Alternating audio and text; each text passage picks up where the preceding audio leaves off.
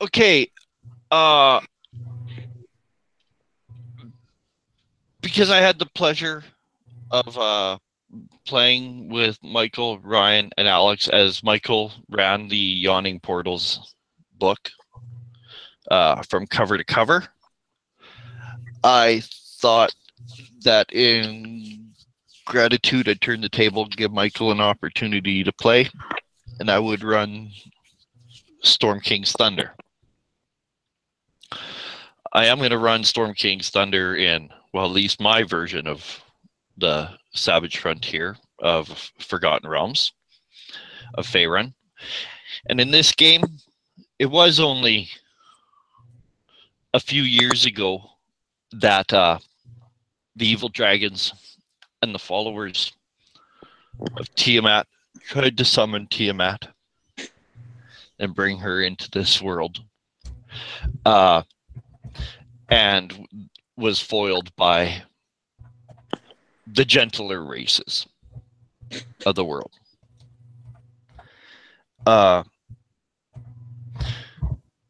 Everyone will begin with an inspiration. Okay, awesome. The way I use inspiration is as a reroll. Like if you totally blow something and you're like, "Okay, I want to use my inspiration on this." Go for it, because I think in the book it grants you advantage. I allow it as a reroll, so everyone gets inspiration. Okay, cool. I've got it. As the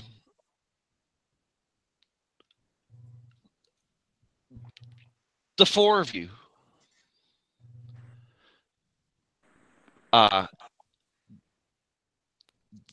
refrains of the bard you heard as you were Waterdeep, probably I'd say about 10 days ago, you guys had briefly passed through Waterdeep,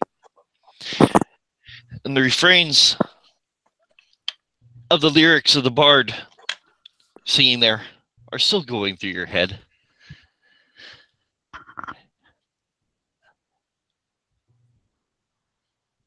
That's how they sent back dusty old Asarak. And that is how they used the crown to send him to Hell's dark corridor. And that's how our heroes defeated the Tomb of Horror. Damn, awesome. Like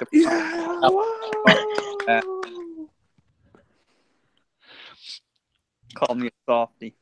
So as you guys are approaching the town of Nightstone along the long road, dusk is soon to set in. However, a couple days before,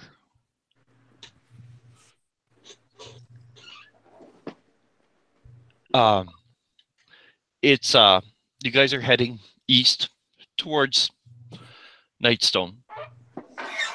And as I said, it's a couple days before. It was the middle of the afternoon, in fact. You guys are following the road. Not a paved road. Not a cobblestone road. Just a dirt road through the grass. The sky is so clear and blue. There's not a puffball in the sky. All that you see is the blue sky above. The green rolling hills with the dark green copses of trees spread here and there. And in the distance, one of you, doesn't matter who, because it's far enough away. In the distance, one of you notices, coming somewhat from the northeast and making a trail that will intersect yours. They're not following the road. They're coming from the grass, going to cut across the road. You see a lone wagon pulled by a single horse with two figures on it. As the figures get closer and closer, you could see a man sitting up in the buckboard with the reins, with a heavy work coat on and a wide-brimmed straw hat shading his head. And sitting in the back of the wagon, on the end, on the tailgate, you see someone in a light blue dress with long sleeves and a big sunbonnet, shielding their head and face from the sun. Looks like pioneers or frontier people.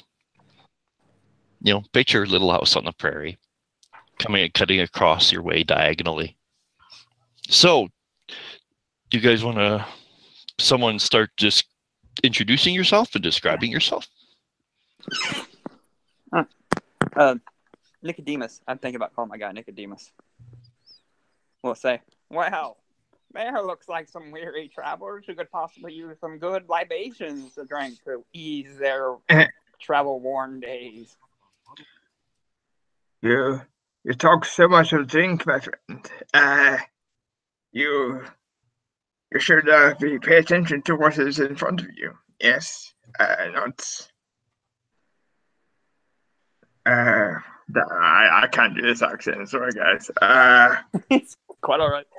Well, I've never done an accent before for a character, so I might try it out. But I'm not gonna be able to keep that up for the whole You should time. do its dwarf. That way you have like accent advantage. Everybody. Yeah, you already got the Scottish accent. Just play a dwarf. Yeah, I guess. I'm not quite a dwarf, so. Well, I'm sure that they would rather enjoy the drink, I guess. Of course they would. Who wouldn't? What do you think there, Gnome? No. I can't remember your name No. yet. I got a little drunk last night and forgot it. And Garl will be trying to sneak up and climb up to look inside the wagon. If you want to break off from the group and well, the wagon's right there, right? Well, what was my up on the horizon? It's kind of coming diagonal right through the grass, through the hills towards you guys. You can see it as it approaches closer. But the grass is just about Snurverblin height, right? Are there is it a rocky terrain? Rolling hills with copses of trees. Okay. Then I'll just find grass and a root that'd be kind of close from estimate on the way that this land vehicle is moving, this wagon is moving, and try to prep himself so he can kind of maybe get a chance to sneak in and see what's in the wagon. Well, hey, people, just like a little gnome. So Fahrenheit is a golden-skinned tiefling. But I don't know if you can tell her age, but she's around about 17, 16 years old. She's got like long horns, like in the middle of her head, and she's wearing what is she wearing again? She's wearing chainmail with the Warhammer and shield over her back. And she approaches towards where the thing. Are they close enough that they can see us? Oh yeah, you guys are just like I would say, they might not see the Snurverblin because he is so tiny, and the grass is probably like Snurverblin tall. So she raises her hand and says, "Hail, travelers! Are you heading towards Nightstone?" You know that they are not because they're kind of moving in the opposite. Like you guys are moving east, and they're kind of moving. In that case, I'll say, "Hail, travelers! Invite them over for a drink. Invite them over for a drink. Would you like a drink?" They're moving like slowly, and once you hail them, they're about 60 feet away. The wagon just stops, and you just see the man in the big hat and the woman sitting in the back. Her back is kind of to you guys with the bonnet on, and you can see that there is like junk and stuff on the wagon as well, underneath a tarp. Charles, Yes. the Sturverblin, Yes. roll me stealth. Alrighty. By the way, Charles, what's your character's name? Garl. Smooth hands. Garl. All right. Ryan, what's your character's name? Farai. All right. Alex, what's your character's name? Claude Nimbus. I will definitely That'd- endeavor to remember these. That'd be a 15 for stealth. What's your character's name, Michael? Nicodemus. Nicodemus.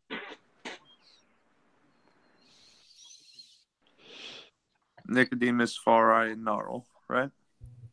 Quad. All right. Claude will fly straight up into the air. Don't mind him, Annie. He's just getting a bird's eye view of the place.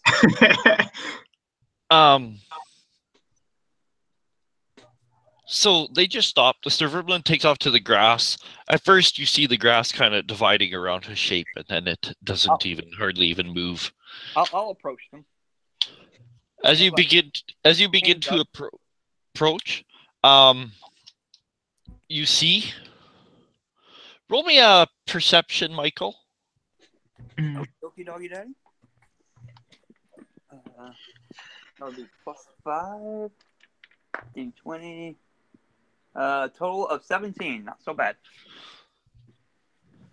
You can see that at first what you thought might have been like just a shadow of the horse or a shadow of the man himself sitting on the buckboard. You can see that the buckboard and the wood itself is actually has a large rust brown stain on the wood. Blood? Yeah. And Charles. Yes. Doesn't mean anything. So what? Who doesn't cut themselves every once in a while and bleed on their wagon? It's large. And you, Charles, you see when you like creep through the grass and you come and you, like you said, you're going around the back. So you get a view of the face of the person sitting on the back with the bonnet. And they actually see you. Okay. And when you kind of peek around a grin, you see them look at you and grin at you with more of a leer. You see a rough-looking man, and you see that he's lifting up from beside himself, from kind of hidden from the view on the lap, like from everyone's view, was on his lap, kind of under the apron, is a crossbow that he's pulling out. So we can roll an initiative. Okay. Okay. We can't. Oh, that's not bad either. All right. What's my dex for this character? Because I doubt it's as good as Serena was. I got a total of 18, Roland. Of what? My 15? dex, I got a total of 18. 16 18? plus 2. Yep. my dex is not good for this character. Charles? I got a 4. I got a 14. I got a 22. Alex? I got a 19. Okay. I thought I did well. Yeah, well, so did I. Okay, well then it's gonna go Charles, Alex, Michael, Ryan, bad guys. Yep. Oh, So Okay. Charles, you see a rough-looking man in this dress wearing like this big sunbonnet, lifting a crossbow up, clearly with the intent to fire at you, and it's your go. Garl will holler, bandits, murderers, and he will dash underneath the wagon. Okay. And yeah, Let me see. that's about. And That's because that's a double. I'm doing saying dash. Oh, Charles, you were close enough to just use like within your movement to go Okay. under the wagon. Then then what I would do is I'd move underneath the wagon and then hide. Mhm. Okay. I'll get you to roll it when I need it. Yeah, I'll try to get up, and where I'll try to hide is up on the axle. Okay. Alex, you the Sturverlin calls out like a call of alarm. You hear when you're up in the sky. What is your fly speed? It is 40. Okay, yeah. You're fast. Yeah, and you just said it. So you're not. You're only like really within a movement of the wagon too. Everybody is. Okay. Oh. All right.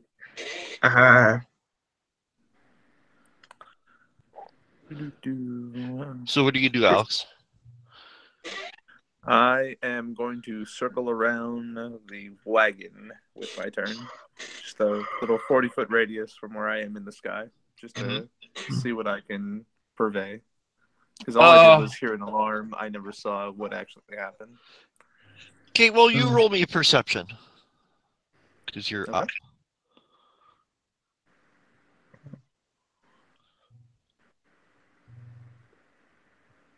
It's going to be a 16.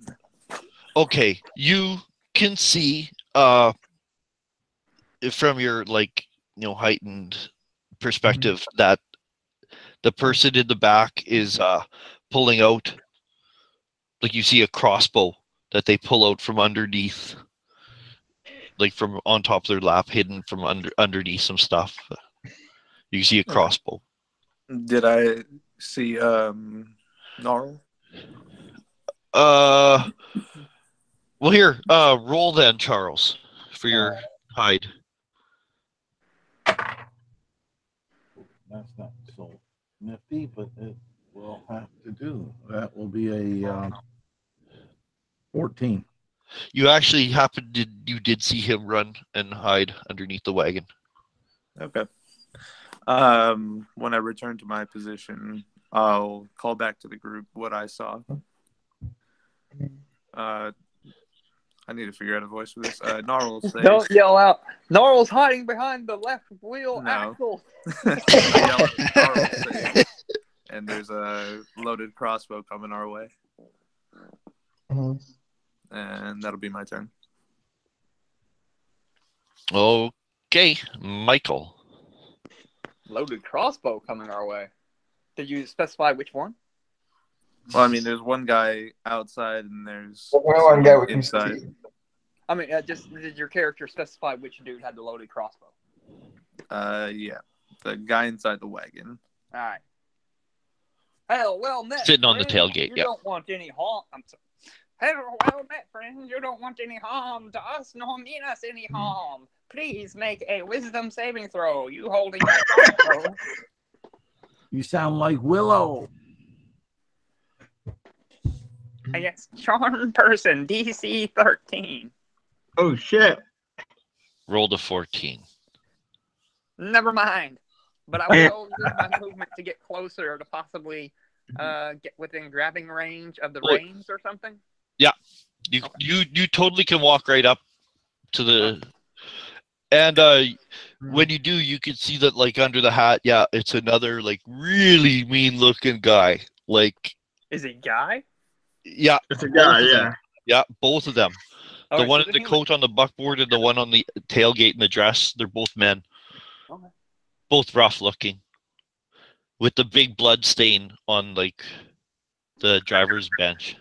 There's like, no reason we still can't share a drink, you know.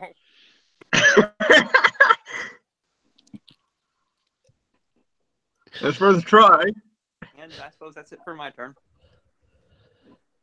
Ryan. All right. So, all right. I can reach where the guys, right? Where? Oh yeah, where yeah. If you want to, you can move up and get to one of them easily. Yeah. All right. I'm gonna move up to one of them and draw my warhammer and shield and hit him with my warhammer. Your shield takes an action to. Oh. Then I will just bring out my warhammer and use it in two hands. Then You're gonna get the one in the dress or the one driving the wagon? the one driving the wagon, because Michael's got the one with the dress, I think. So I don't know. Charles Bronson failed. So Oh, okay. So you come up to the one driving the wagon, like I said, both Yep. mean looking dude, and Yep. he like kind of you could see that he's like reaching down to Yep. grab something as you take a swing. All right. You can roll to hit. Attack him. Swinging with the warhammer.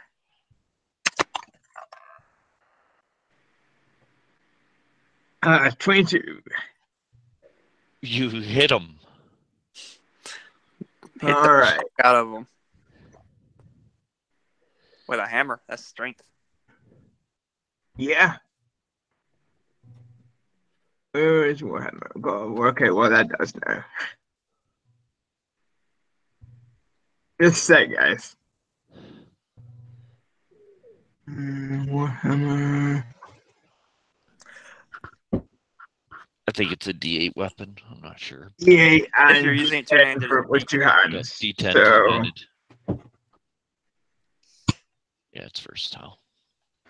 all right, that's good. That is 11 points of damage. Ryan, describe Yeah. smashing this guy unconscious. Oh, so you said you're reaching down for something, right? Yeah. So like, I'm just Under coming. He's reaching down to pick it up on the same side that I'm coming up to. So I just bring my warhammer up and like hit his head with an uppercut from below, and he just flies backwards off the other side of the wagon. Nice. Okay, so you just smash him and he goes flying from the buckboard, and he is unconscious or dead, whatever. Yeah. Zero hit points. Anyway, the other guy, are you done, Ryan? Oh yeah, that's me. Okay. The one in the dress. I thought Michael, you were at the back with the one in the dress. I was near the front, ready to grab the rein. That's what I thought. You were at the front. So, you guys come up to the front. You see Ryan just smash this guy, and the one in the back. This is when all you guys kind of see it. Turns around. You guys totally realize it's another man in the dress and bonnet. And well, to each his own. If you prefer to dress like that, that's fine by me. No judgment or anything. And because technically he could fire at 3 of you. Yep. And although the one in the air is the farthest away, that's quite menacing. So I'm going to get Alex, Michael, and Ryan to just roll a dry die 20. The low is bad, high is good. The lowest is going to be the one that he shoots for. All right. 17. All right. Dry 20. Pretty sure I got shot. So he actually does point the crossbow up, and he, because that'd be menacing, man. This fucking flying thing. It is. Birds are terrifying. Not really. What's your armor class there, Alex? Let me check real quick. I took a picture of it. I don't think it's too high. No, it is a 13. Okay. Yeesh. He does hit you. Oh, for a big 2 points of damage. A crossbow flies up, and you kind of aren't expecting it because you're kind of watching what's going on. And all of a sudden, the one in the back, he stands up and he shoots. So, for where he is now, he would have half cover because he's behind the wagon for Michael and Ryan, but he doesn't know that Charles' character is there, and it's your turn, Charles.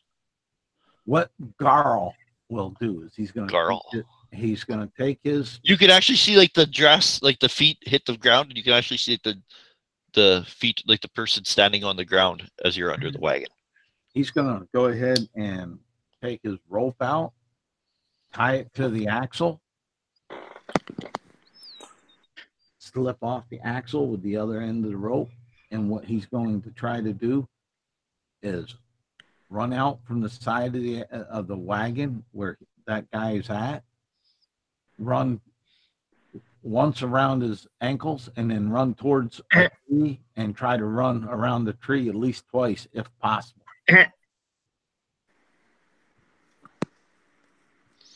So you're trying to Empire Strikes Back on a wagon? I guess it's just he's trying to make sure if the wagon bolts off, it will stop abruptly at about 45 or 50 feet. Well, it's 50-foot rope. Let's say it only gets halfway because, there's rope there and rope back to the tree. So, it's only 25 feet. It's going for it. Yeah. And the rope. But that's the rope breaks or it stops. That's what Garl's going to use all his movement and item interaction and everything with. So, Okay. Tell me if there's any rolls you want me to do. More than glad. No, because I would say that you were just about done, because you can pull it out as a pull the rope out, and you can tie it to the axle, and you can move dragging the rope. The thing is, you can't really do the final tie off. Yeah. Okay.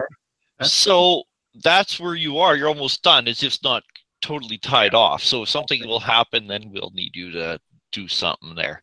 So that's, and you see like the person like who just shot the crossbow bolt is just like, holy shit, like, because you just suddenly come running out with this rope and you're just all over the place. So then you're done, Charles? Yeah, I think reasonably that sums up everything my character would be able to do. Okay, and then Alex, you're flying. Okay. He just got a crossbow bolt at you and winged you for 2 points. You said Zenithar's Guide was cool, right? Best book. Oh yeah, best book ever. Then I want to cast the cantrip Primal Savagery. Oh, everything but that one. Oh. No, I'm teasing you. Go for it. It'll make everything on me really sharp and corrosive. Okay, hard for you guys to see, but the Aarakocra goes casts a spell, and you kind of end up looking a little bit more like bird of prey once you cast that. And then I will use the rest of my movement to dive bomb into the one. You easily can. You easily can with your 40 speed. Are you gonna go land right there? Or are you gonna literally slam right into them? Literally slam right into him. Talons first, like Superman dive into him. Okay. Raiden from Mortal Kombat, something like that. Is that cantrip like an action or a bonus action? It's an action. It's an action. So if you want, I can stop right before. Well, no, that's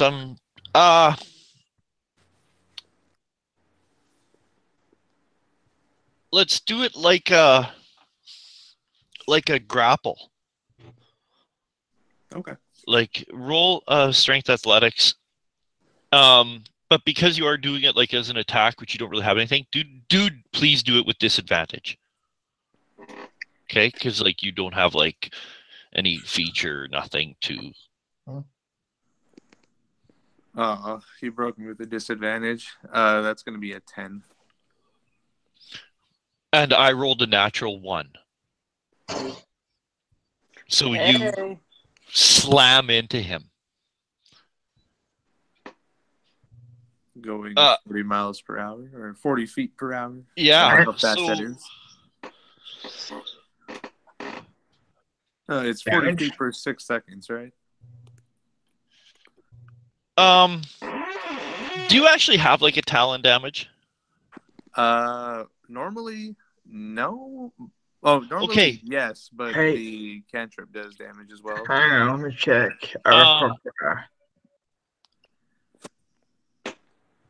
Okay. 40 feet. The Okay. average human at full speed can run Well- about 20 miles can run about 10 miles an hour. I know.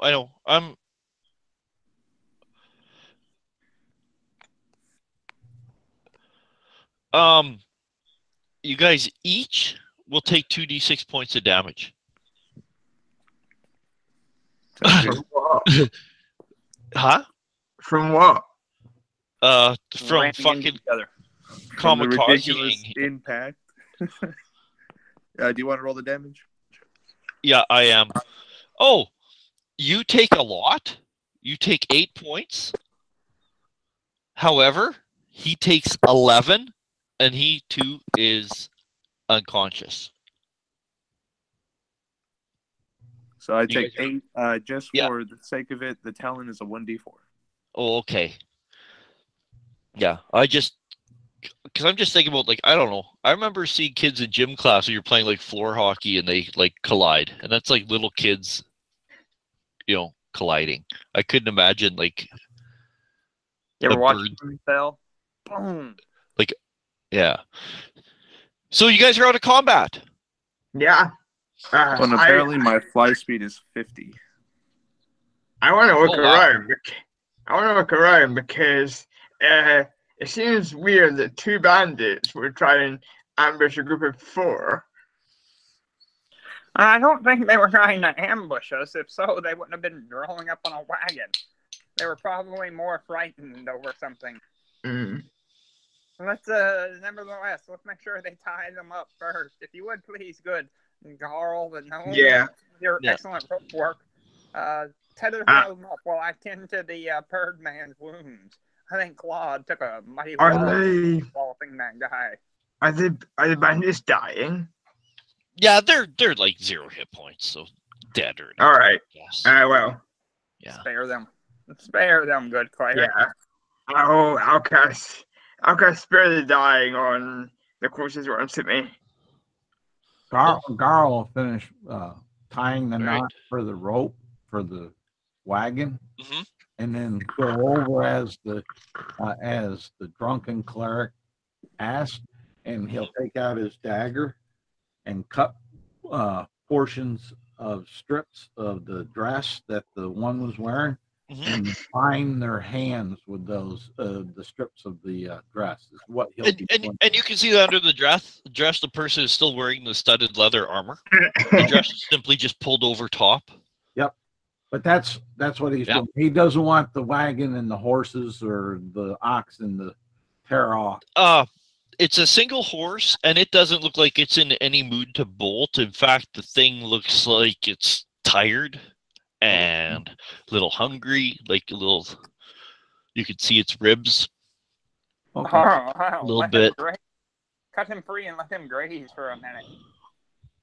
It is. That's what it's doing. It's just been munching. Like, as you guys have been fighting around it, it's just been eating grass. Like, it's just. But Claude will walk over after he's been healed and just start tending to the horse. Yes, Claude, about that. Do you just need some bandages, or do you need a good, strong drink from the botches to ease you up? AKA, do you need to cure wounds, or... I've only lost 10 hit points, so either Only 10? Your first level. How many do you have? Only. let's see. 1d8. probably 10. I'll be Probably right back. 10. 11 because I dumped a lot into con. So he's at 1 hit point. Yeah. Well, here, have a good, strong drink. That'll make you feel a little better. Yeah, we're doing a max hit point, right? To begin? Yeah. Yeah, I'm at 11. So, yeah, I could probably use a little drink. I will. You will get 6 hit points left as I use a cure wounds on you. AKA, I pour you a stiff, strong drink out of my thing and hand it to you, saying a few blessings to botches over it. It's going to start fluttering his feathers around. About halfway there. Thank you. Sorry, that's all I got left now. You're going to have to wait for this dawn to rise again for Botches to bless you with this. Although there's still plenty of drink around if you need it. And that's how you run out of cleric spells real fucking quick. Yeah, only juice fit. We only get juice fit out at this point. It's okay.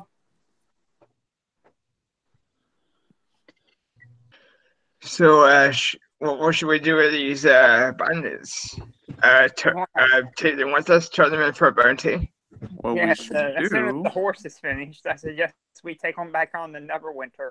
And on our way there, we question them as to why they were up to such aggressive behavior when all we wanted to do was talk and offer them a good drink. I think this horse has been through enough. I think we should just let it be on its way. Yeah, but I don't want to pull the wagon either. Yeah, and we'd have to carry these back, put these bandits along with us. It'd be annoying. We can let the horse go when we get to town, and we can also sell the wagon when we're there as well. So. These people have no respect for nature. And hold dark by itself. A horse has been trained to accept food from people. Let us get there and let us stable it and feed it. These people do not respect nature. Garl will, while all this is going, after he has the wagon axle tied up and the two bandits secured, he'll be searching the wagon and searching the bandits, and he's primarily looking for this trinket, a necklace that was made with mouse teeth. Oh, okay. And some pigeon bones. Make sure they don't have a dagger stuffed up in there anywhere in his corset. Oh yeah, But which part search the bandits, make sure they've not got anything else on them that maybe are used to get out of it. Charles, yes, you hop up in the wagon, you flip back the tarp, and the first thing you notice is a human foot attached to a leg. You uncover, and you actually see, bound and naked and full of contusions, you see a young woman who's now passed. It looks like she was beaten and used, and fortunately her misery ended, it looks like, sometime through the night. okay. When Garl sees that, he'll if anybody's paying attention to him, you'll see his little limb and everything start trembling. You'll see spittle coming out from both sides of his mouth. His Garl, are you okay, my friend? Claude will use the dash action to get to him as fast as possible. Yeah. His eyes will narrow tightly. Those dark gray eyes would almost narrow so tight that they look like white, black pins. And he'll grasp onto his dagger tightly, and he'll slowly turn and look back at the secured men, and he'll give out a blood curdling and dive with his dagger towards the cultists. Claude will catch you midair. What's the problem there, Carl? They And raped and murdered this young woman. And the wagon, and the rest of the wagon looks like a lot of the personal belongings, household stuff. Clothes, some cooking stuff. Oh, It looks like pioneers or frontier people. And Michael, when the satyr was tying up, if you were tying up the guys, you notice that the driver on the crook on his hand, on the crook of his forefinger and his thumb, he had a tattoo of like it's kind of jailhouse looking, right? Okay. But it looks like it's either like a squid or an octopus or something like that. Oh. All right. Claude will So let go of Gnarl after hearing what he had to say. Gnarl beads of sweat on his brow, and his little feet running as fast as they can in air as he was caught, and his arms going and just spitting and sputtering. In fact, he reverts into gnomish spitting and sputtering his curses on these two beings. It is very much a trigger for you, Charles. Yes. Garl. Yeah. Carl, yeah.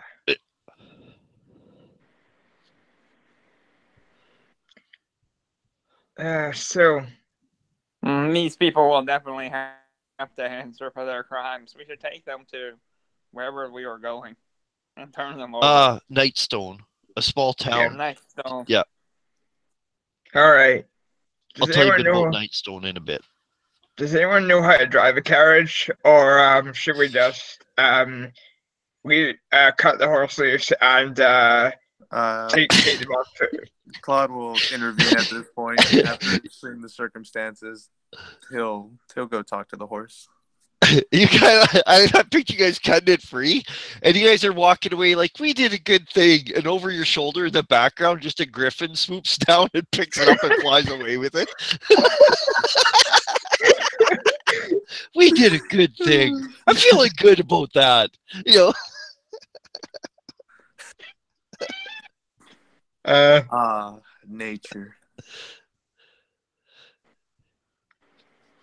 So you'll go over to the horse. Yeah. Dead woman in I the back, suggest we and there take is the still horse.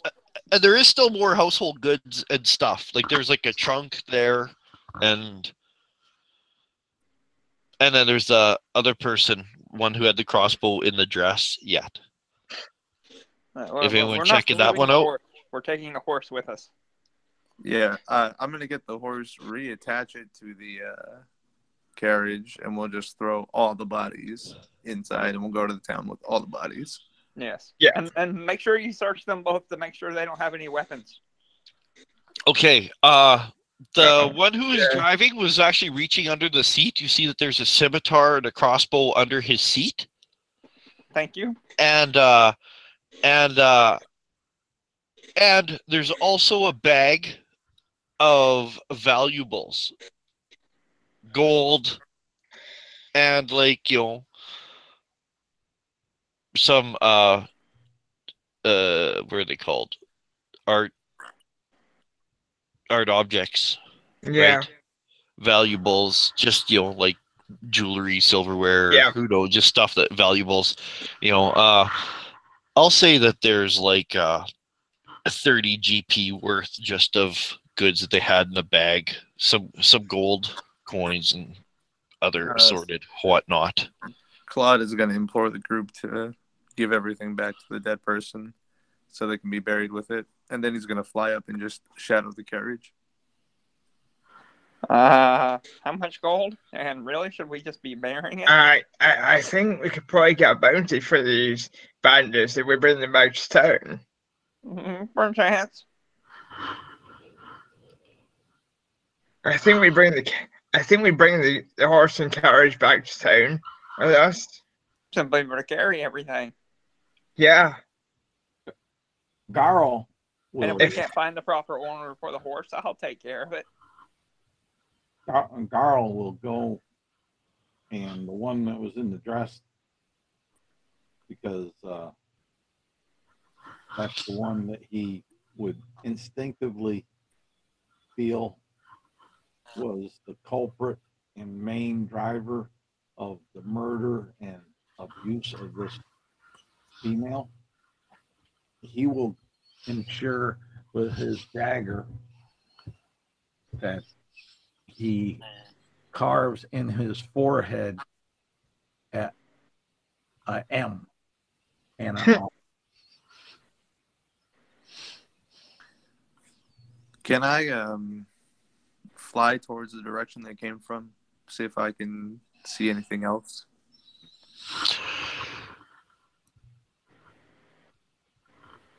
If you fly up and you look, you just see how, like I said, it's like hilly grass with copses of trees here and there.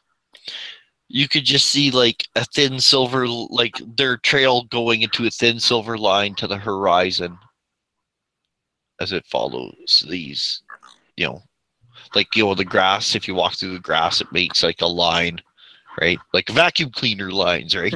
Yeah. You can Just see into the that just horizon. going off to the horizon. You could look in the wagon. You could search them more. Yeah. I'll search the wagon more after not seeing anything. I'm looking for a lead at this point to see, because there's not going to be just one girl by herself in a wagon. Okay. I said there's a trunk. You open the trunk. It has a lock, but a simple lock. Like, Yeah. you can. 'Cause I'm gonna call for Smooth Hands and ask him if he sees any traps or anything. I'm not quite adept with those. Okay. Yeah, let's see.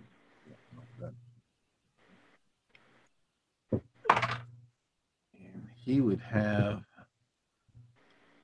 that would be for investigation, I believe. Yeah, you can roll me an investigation. Well, investigation or perception. Yeah. Your call. But since he was called to really examine it, I would imagine Yeah. investigation. Investigation. Yeah. Anyways, That would be an 11, and he'll say, "No traps here." no, it just looks like you like something. You know what I mean? Like it's just like a trunk you'd buy at like Sears, right? Like, This is the economy special. yeah. Iron ears are up. Player's handbook special, right? Yeah. So although it has a lock,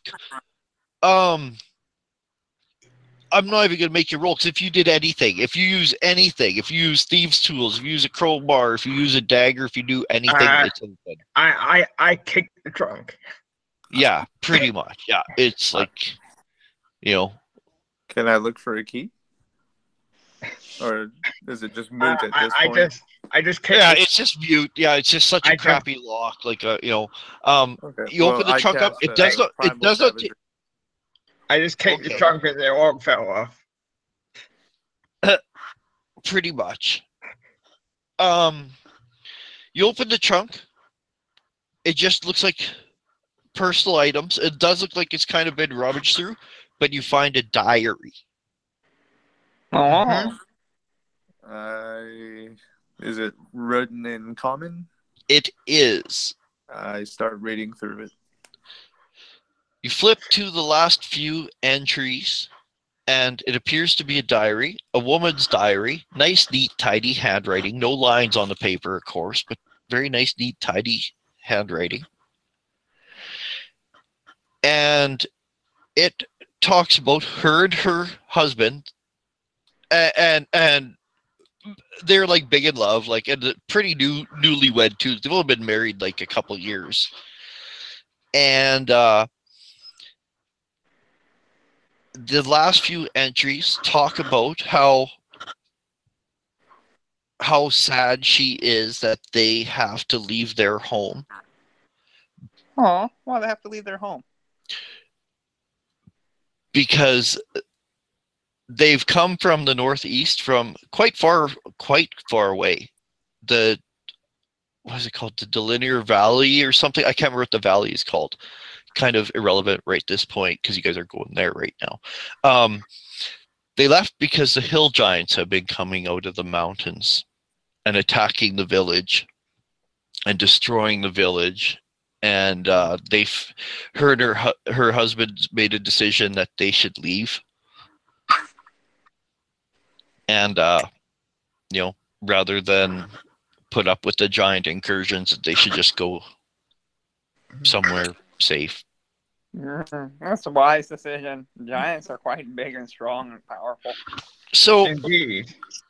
Yeah, Not too I'm wise. reading the diary out loud just for the sake of it.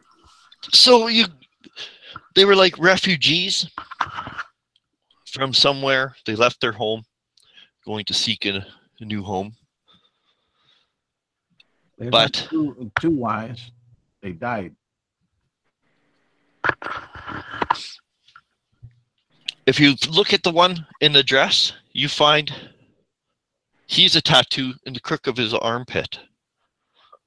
Same one. Also, Same thing, octopus? yeah, like a jailhouse octopus, jailhouse squid. It's almost a good name for a band. Jailhouse octopus. Yeah, maybe if I get together a bunch of other Can I roll like, history on it? that. Could I roll a history on the tattoo? See if I recognize it from anything? Okay. And these are human men, right? Yes. Okay. Very rough looking. Perhaps there's some sort of kraken That is And a 17. taking hold of people. 17. And I mean rough. I mean like looking like Tuco in The Good, the Bad, the Ugly. Right? Okay. Like they look like murderers, right? Like, and chances are they came upon this refugee couple. And decided to take advantage of them. And you rolled a 17. What's your background, Alex? I went with Sage. Oh, yeah. He probably does know that.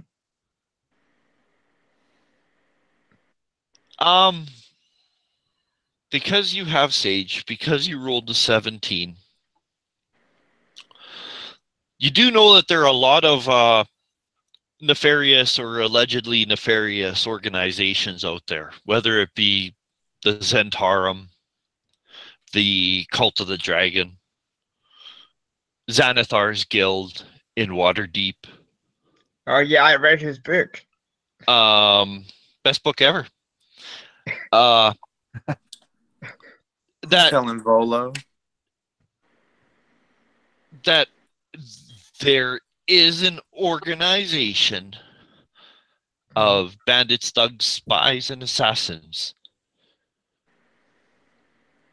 known as the Kraken Society. They're like it's a banner for thugs and bandits and assassins, murderers. Basically, a big crime ring. All right. At least is it like the Zentarum at least tries to put on a pretense of being merchants Yeah. and mercenaries, right?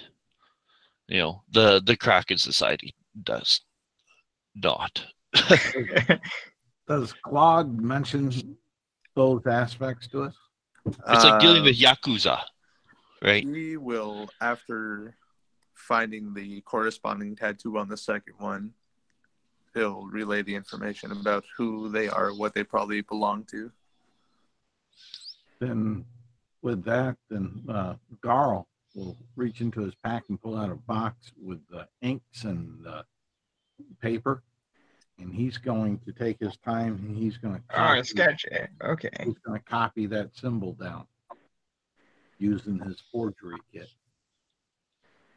Yeah, you can get like a facsimile because like both of them are not exact because, but yeah, you could get the general and impression of it. He just wants to keep that for reference. So the space that the girl is in, is it the size of the wagon? Like, is it like the complete bottom, or is it just a little compartment? Oh no, she's literally just just heaped up just against the side, was covered up with the tarp behind some stuff. Like they were just keeping her there and tied up and out of the way and pull her out when they wanted to use her. Gonna take my Beat her time and make her more presentable, less thrown in the corner and used. Yeah, like you can see she even has like bite marks on her body. Damn. Cannibals. I don't know about these humans, Carl will say. Well, I want to I take shrug. one back. Animal bites? No. Just sexual, what bites, whatever. Yeah, like exactly like bites on her breasts and her neck and her even her face. Yeah. Yeah, they're not just complete vegetarians. No. No, they're like the Dugar. Heartless. Well, Yeah. Who would like to drive? what would that be based off? Because I don't have anything that would help me drive vehicles. Would that be drive vehicles land or something? Anybody can drive a I can vehicle. do it. Anybody can drive a vehicle. The proficiency only comes in handy when you have to like do a Dukes of Hazzard maneuver with it, right? Yeah, as long as I don't have to jump any Yeah, but what stats it based on? Carl will say, It depends. Look at Xanathars. It'll explain it. The greatest book ever. Yeah. What did you say, Charles? I said, Carl will say, I got this. I can do it. I'll allow it. Yeah. I'd rather have you up there than back there with them. And he'll jump down and he'll take the reins. Although, might I add, Garl, that if something comes up to sneak on us again, wouldn't you prefer to be riding point up a little farther ahead than be stuck on the buckboard where everybody can see you? Well, I'm not going to be on the buckboard. Well, go take the time while they talk to go undo the ropes that Gnarl had done. I was going to see if someone was going to. Okay, good. Oh, yeah. But Gnarl will jump off, grab the reins, and he'll start walking in front of the horse, leading the horse with the reins. Okay. Fade to black, because that was yesterday. Yeah. Oh, okay. All right. Today. First of all, I'm going to need someone to roll me some die 20s here. Who's going to roll? Okay. I'll roll. Okay, roll me die 20 for the weather, for the temperature. 1 die 20. Okay.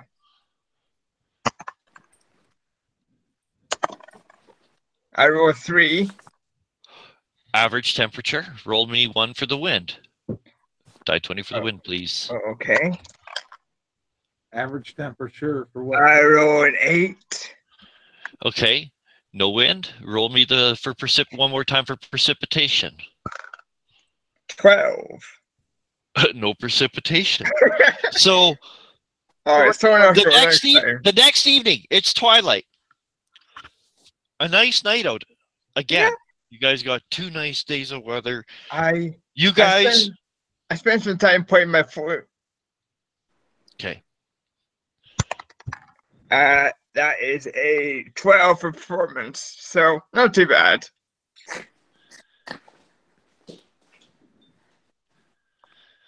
I'll get there. I'll get there. Okay.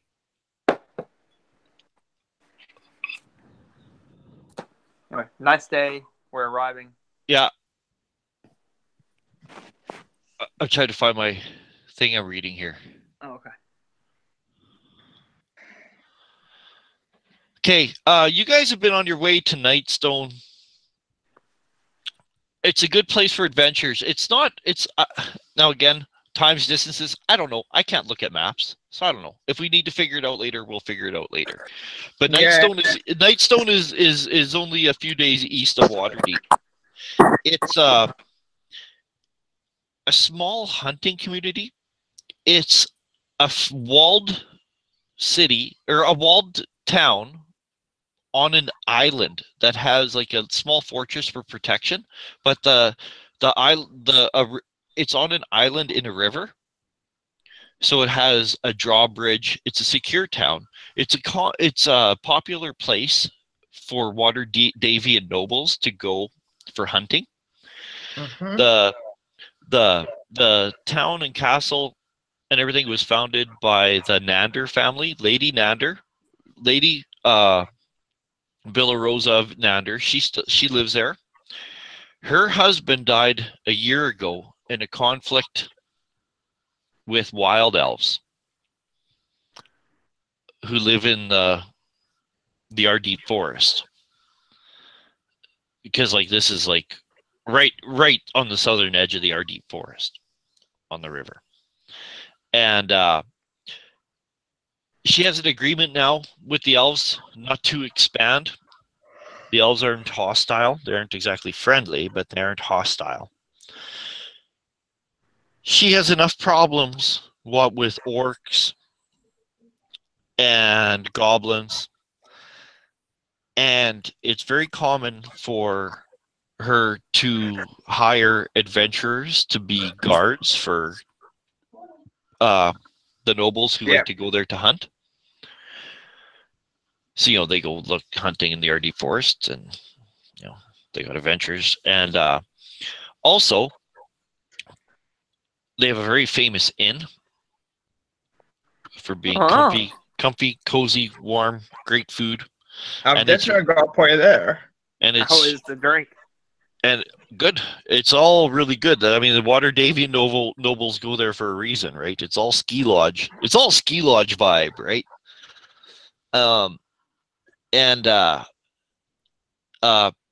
It's the place is run by a dwarf who has a nose for adventure and really likes adventures. So Waterdavian nobles like to go there to hunt, and adventurers like to go there to adventure. Yeah.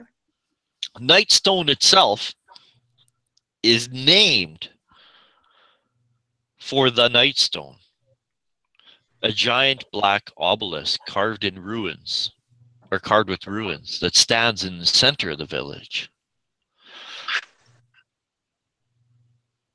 Researchers, so Sage, that could be a big reason why you're going there. The academics have yet to be able to figure out what it's for, what it does. It does radiate magic when you cast Detect Magic, but no one has been able to figure out what it does or anything. And it stands in the center of town on this island in the river. Do they know what school it is when they detected magic? I don't know. Well, when we get there, I'll detect magic on it and see what shows up. All right, sure, why not? And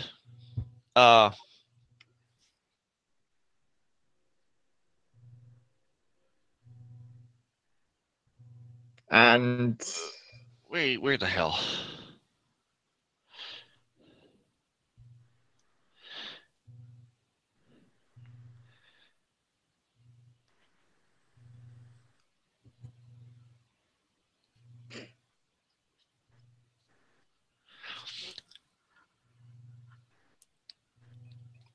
Oh, I'm trying to find out where that went.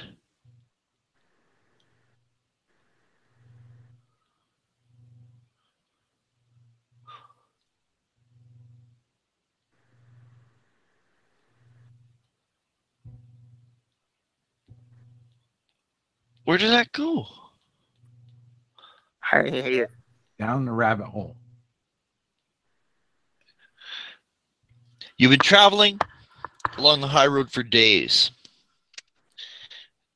As evening approaches, you see a signpost with 3 signs on it. One points back to Waterdeep. One points to Daggerdale. The third points to a rutted trail to Nightstone. You can see the river nearby too, right? Like what's the name of the river? I think it's the Ardennes River. I think. I'm not sure. I'll look. I believe you. Yeah. Next to trail that heads north into the hills. Nailed to the post, 3 arrow-shaped signs. Waterdeep and Daggerford point in opposite directions, following the high road. And the third, Mark Nightstone beckons you to follow the trail. If memory serves, Nightstone is 10 miles up that trail. And it's like, I said, like evening is just falling. So you guys will get there, what, about 3 hours, I think. Hey, should we just go to Daggerdale now? Should what? Should we just go to I thought- Daggerdale? We Go have to to go Daggerdale. return the bodies and stuff, right? Well, which is the closest community that we can drop these brigands off to? It would be Nightstone. Nightstone. Nightstone it is, then. All right, sure. Are they still unconscious?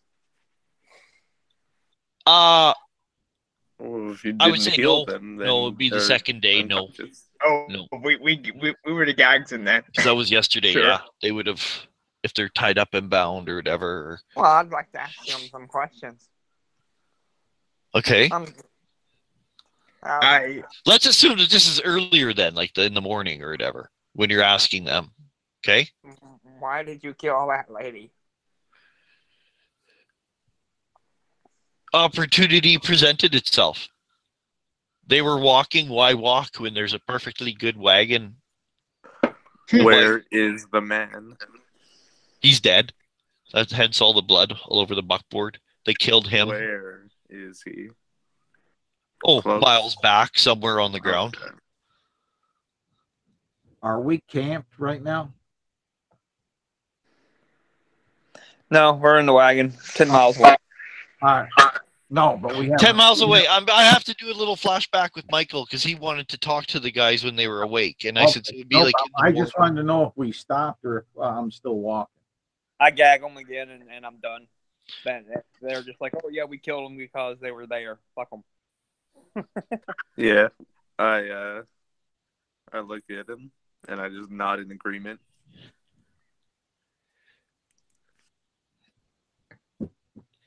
Yeah, he admits that they killed the husband, they kept the woman, and if you say if the woman's dead, he basically says, "Oh, what a waste of a good piece of ass."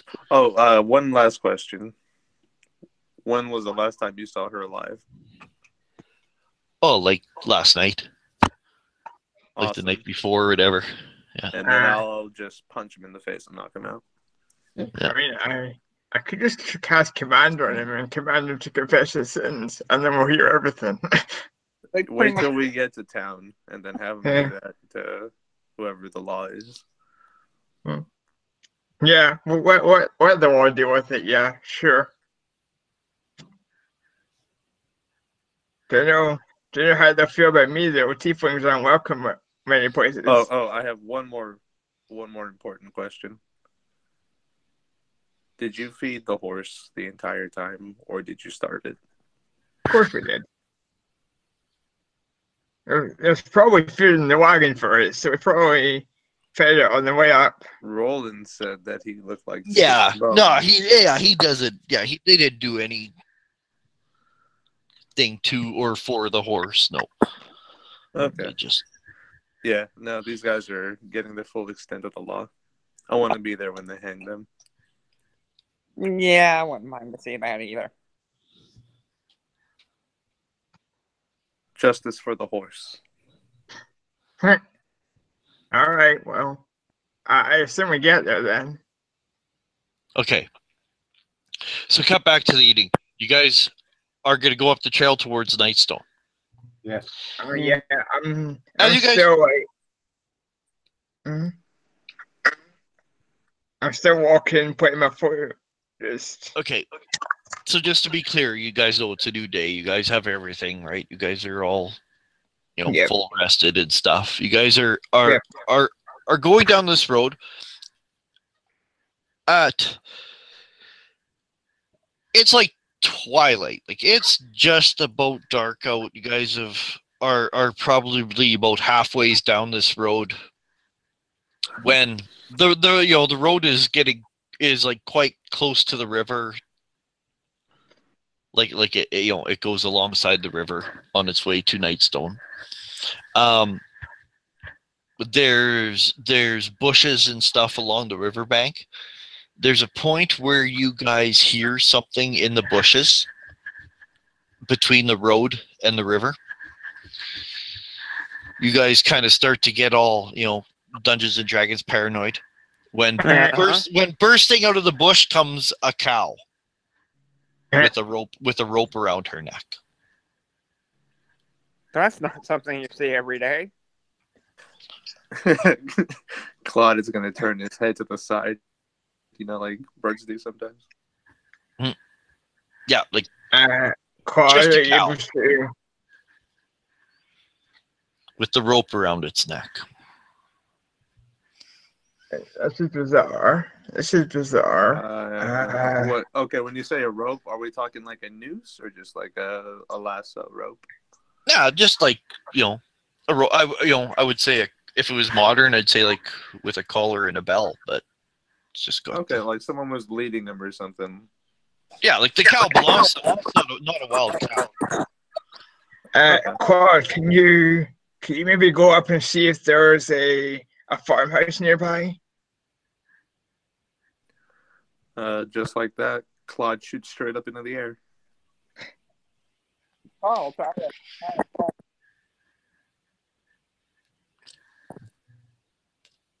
Having someone who can. There is not, but when you fly up, you can see way in the distance along the river. Like you can see it, the river continues on, and the road follows it, right, for like another 5 miles. It's pretty dark out for you to see that far, but no, you don't see any. Just all right. I wonder looks like the cow was wandering along the road eating. I want to examine the cow, see if there are any, because farmers have identified markers on their cows, right? Oh yeah, she's branded. Yeah. Yeah. Well, what do you think, guys? Should we just bring it to stay with us, see if we can work out who it belongs to? That is a domestic animal. It is not one with nature. Yeah, well, still. Barbecue it. He cranked his head towards you. Let's see if we can capture the cow. It obviously belongs to somebody. It didn't just get that rope. That's what I'm saying. I'll just walk up to it and use animal handling to see if I can be friends with the cow. Yeah. I think we'll take it to town with us. They might know who it belongs to at least. Although we seem to be acquiring animal companions at a pretty fast rate. Or hear me out here. If we can get the Carl, the Nerf Dublin, to calm the beast down, he could probably track where it came from. Cows aren't known to not to leave a trail. Yeah, that's true. But we do also need to get these guys back to town. I figure we could kill 2 birds with 1 stone here. We could no offense, squad. Well, when Garl hears all this and says birds, he'll with his staff, he'll throw a rock at Claude. He'll hit his staff as he's using it to walk with 1 arm and leading the horse with the other. He'll expend a charge and have it sound like an owl coming out from the night. Oh, staff of bird calls, right? Something like that. So the cow is not afraid of people at all. Like you can walk up and grab the rope and she'll walk with you. She wants to stop and eat, but I'll take I take the cow, I lead it to the wagon, and then I unhitch the horse, and I hitch the cow, and I give the horse a break for a minute. Oh, all right.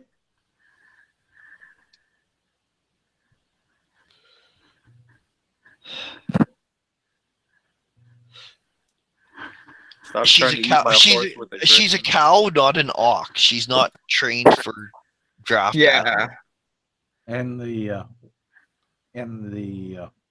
Just wait until you get through those spells, then you can summon horses to do that for you. It's a difference between like a riding horse and a war horse, right? Or a draft horse, right? She just doesn't know. the harness won't fit her. Yeah. Go She just into the fells. Yeah. I mean, I could try and pull the wagon, but my strength is 12, so. Wimp. Can I get milk from this cow? Yes. Okay. In fact, she loves it Yay. when you milk her. It looks like she hasn't been milked in a couple days. Her udder is just hard. Check She's it. I relay that information to everyone. It doesn't seem like she's been milked in quite a while. She loves it. Couple days, yeah. She's loving it. Carl will say, check her for mastitis. Make sure she's not infected. You're about to make me cast the cure wounds on a cow. Cure disease. Okay, and I apologize, YouTube guys. I got to go pee really bad. Hold on, I'll be right back. And that's where we'll take our first break. Yep. So I think that we bring the cow outside with us, see here, and work out who it belongs to, you know. I'm thinking that been milk for a few days. Probably the owners of the house probably met to some foul end. Yeah. Like That this one. is, that is Well, I what we're getting. mean, if it belongs to nobody, we can sell it, right? Yeah. Well, you know what? I'm getting the sense that the town that we're going to is probably raised. Breakers apparently are roaming around this area. Could be, or bandits have attacked all the outlying farms and homes. Yeah. Some people are dying left and right. Yeah, I was But at expecting least more they're not bad. vampires. I was expecting Hey. more bad news, to be fair. Hold on a second. Will someone please check the body to see if it's dead and not undead? Eh, What body? Just for the sake of it. The girl's body, who he specifically made sure to tell us that it was bit. I mean, To me, I could just. I don't know. I don't know undead. I know thunder and lightning. I don't know undead. I know good food and everything else to how to talk that body. she looked pasty white and her lips were blue. Looked to me like she was through. Well, let me put it like this: she's lying down, Very. walking around, eating. I'm gonna give Claude a monitor Undead, yeah, undead are usually walking, so, and she's not currently walking, so that's good, I guess. What'd you decide? That she wasn't undead. Is she undead? The cow? No, the girl in the back of the wagon. The human No. female that No, was, just a corpse. Okay. Just like I said, a new corpse. Looks like she Okay. died in the night, right? Like, I start early in the looking morning. at the tracks It's- from where the cow came from whence the cow came. the cow just came out of the bushes. Looks like she might have even went to the river for a drink. I'm just, She just came along down the road, it seems. She's just been wandering down the road eating. Or up the road, whatever, towards you guys. I mean, now I'm thinking that the horse might be undead, and we might have to beat a dead horse. No. Just No? somewhat neglected. just an abused, overworked animal. Yeah, let's let each every week, and then when we get to town, we can stable him and let him have to pull any more loads for a couple days until he is back up to his full. All right, well, I hand the leash to Nicodemus so he can lead the cow to water. And if the horse stumbles and falls, we'll just barbecue it. We will give it a noble burial so that it can be Yeah. one with the land. We will. We'll give it a noble burial in our tummies. I just fly into the sky. Okay. And as I said, when you guys were like leaving onto the trail, it was twilight, so it's dark. So even though it's dark vision, it's considered dim light. You still get disadvantage on perception checks. Let's just remember that. It is dark out, but it's a clear night. Well, Okay. if that After following the trail for 10 miles, you hear the ringing of a bell. Ting. They're not asking ting. bell tolls. They told me. No, just in the distance. Does it Cling, sound- clang, Does it sound eerie or does it sound clang, clang, it's probably just a church bell. clang, clang. All right. Well, do we know where it's coming from? Ahead of us. The sound grows louder as Nightstone comes into view, mingled with the sound of the river. The village is on an island, so the river forms a moat. Is there a bridge? The drawbridge is down. Above the wall, you can see that it's like there's like a bunch of towers making a circle filled with like the upright pointed logs, right? Type of walls. The village is contained inside. You can see that you could hear like the clanging of the bell. You could see steeple and windmill rise above it in the darkness to shape over the starry sky. Oh shit! It's Slightly- an alarm, isn't it? Slightly downriver, like just south of the. There's like a man-made island with a keep atop it in the river as well, and there's a bridge going from the walled town to the walled keep on the whole man-made island. They're both in the river. The drawbridge is down. It's 20 feet. It spans 20 feet over this part of like the river / moat type thing. So the drawbridge is down. The bell is clang, clang, clang, clang, Are there any smells on the air? clang, clang. How far away is the drawbridge? I don't know. How far did you guys stop? The drawbridge is 20 feet across. I fly up into the air, and then can I stealth into the darkness of the night sky?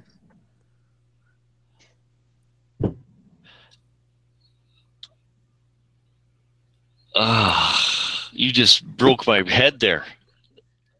Stealth flying, hiding in shadows.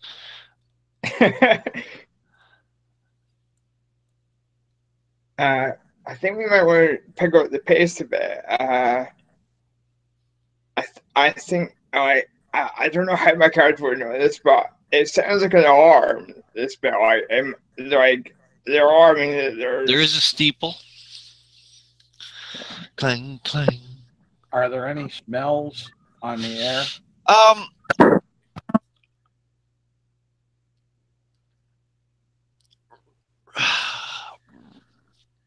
Hard to tell from this far apart because nothing outstanding. Like there's no smoke, no.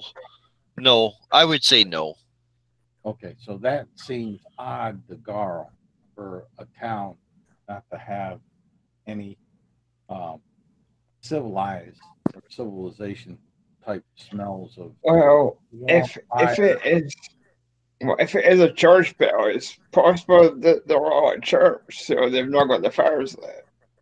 They'd always at night have their fireplaces going, keep the dampness off, Garl would say. Yeah, I guess so. I wouldn't know. I'm always warm. there may be something afoot. Let's be wary. Carl, let's say, throw the reins back up to whoever's sitting up on the wagon there, to the tiefling, most likely. Yeah. And he'll crawl up under the wagon and sit on the front axle as the wagon gets close to town, and he'll go ahead and hide underneath there to if Right. the So look. I've got the reins and we're going. I'm going to start moving towards the town.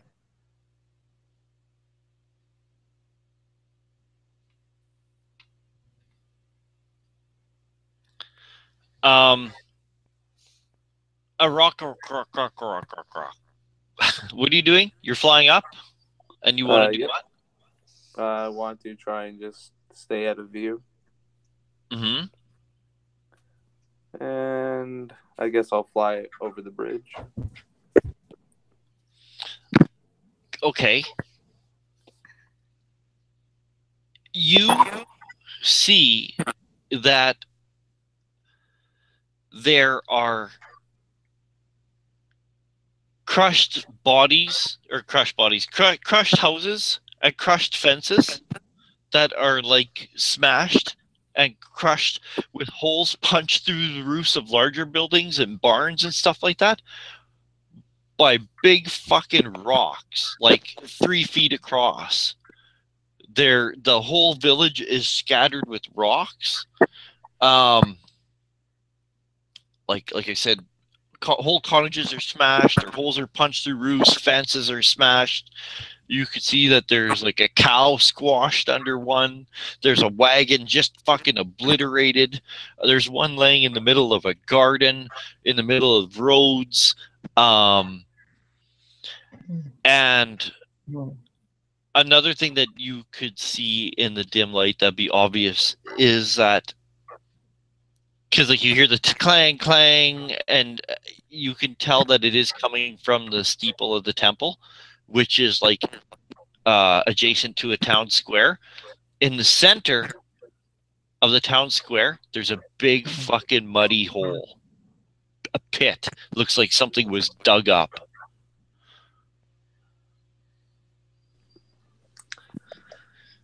I fly down to the crushed cow.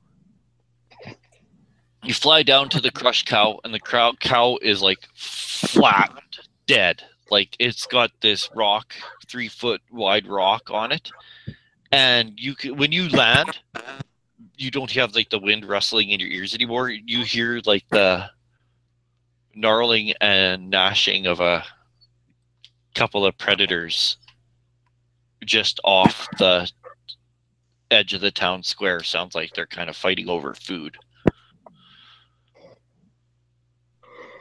All right, I need you to roll me a d20. Okay. Okay, 11. He flies towards it. Okay, you fly towards it. You can see a couple wargs eating, looks like a dead pig. And they're like kind of like gnashing at each other, kind of fighting over the best parts of this dead pig. He'll give out a loud cry and yell, "Murderers!" And then he's going to cast a savage on himself. And then we can see what the other people are doing. Oh, shit. Okay, you guys hear the Arakara screech. Murders!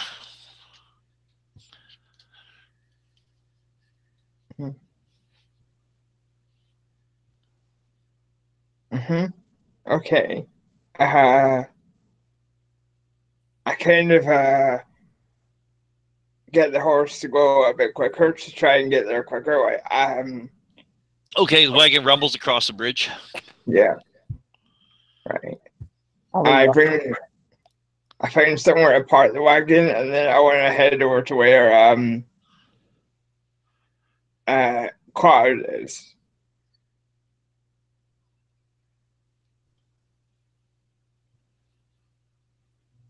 Where who is?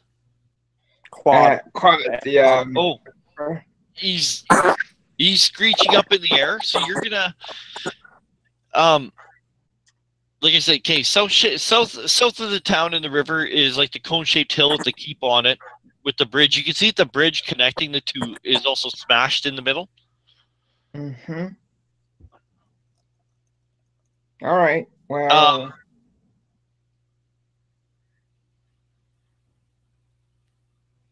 You pass by a couple watchtowers, when you come into the town, with the chains from the drawbridge extending up into them.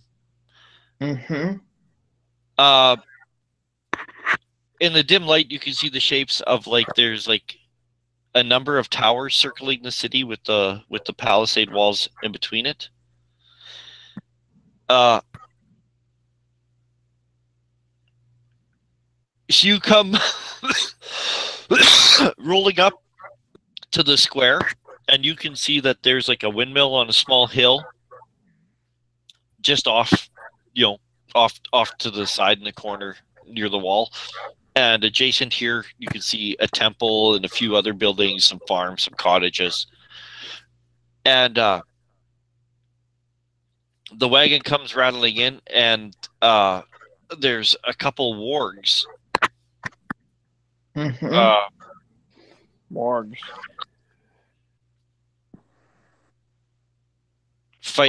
Fending off or fighting over a pig. But when the Yarakara screeches, you can see that they're kind of looking up. As one's looking up, the other one's gobbling up a few more bitefuls of the pig. And anybody who wants to can make a perception, but do it with disadvantage, please. As I said, it's dark. Yep. Then white.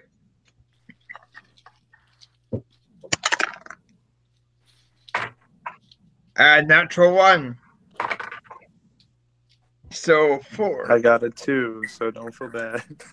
Okay, that will be a 9. Total of 6. Wow, we are bad at perception. It's really dark outside. It is. Does anyone have a freaking light spell? So with the clanging of the bell, the rattling of the wagon, the screeching of the Arakara, and the snarling of the wargs, they notice you. You notice them. Let's get an initiative for the wargs, or everybody. I mean, 18. okay, hold on. Just keep it to yourself for a second. I gotta get my shit together here. That's right. All right. Dun, dun, dun. Hey, by the way, what is a warg? Oh, I'm sorry. Big A ass big ass wolf, but it looks like a wolf. I believe they're monstrosities, actually. Oh. So the wolves from Lord of the Rings, Yeah. The ones that they ride? Yeah. All right, They're called war riders. Oh, yeah, they are, huh? No shit.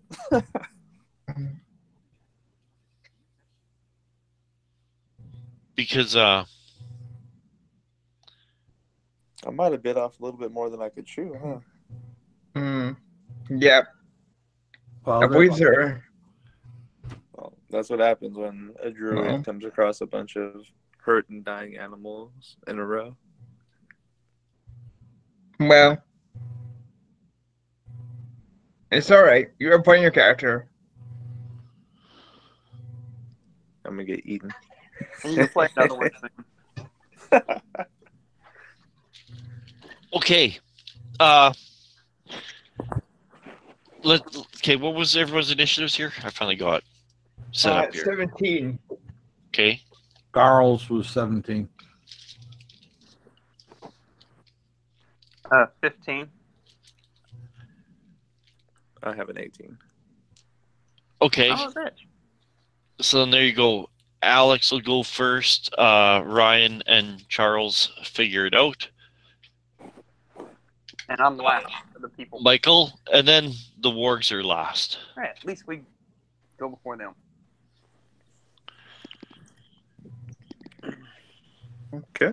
I'm going to hover over one of the wargs 30 feet, and then I'm going to cast Thorn Whip. Awesome. Casting what? Thorn Whip.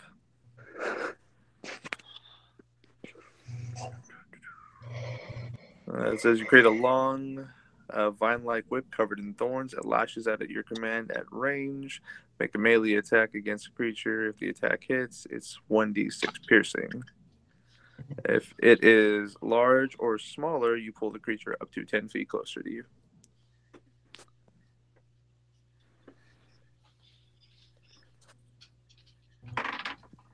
And that is a 19 on the die to hit. That hits. Okay. So it's going to be a 1d6 piercing. And is it large or smaller? It's It is large. Orgs are large monstrosities. Okay. Well, then I'm going to yank it in the air 10 feet off the ground. Mm-hmm. Let me roll the d6.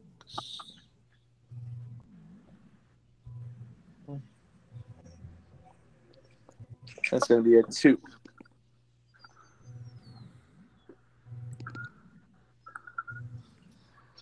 So, 2 damage? Yep, 2 points of piercing damage. Mm-hmm. And it is held 10 feet in the air. Mm-hmm. And then I assume it would fall. Yeah, because all it does is pull closer to me. So, yeah, then it falls back to the ground. Yep. Yeah, it falls so 10 do feet. another d6 for falling.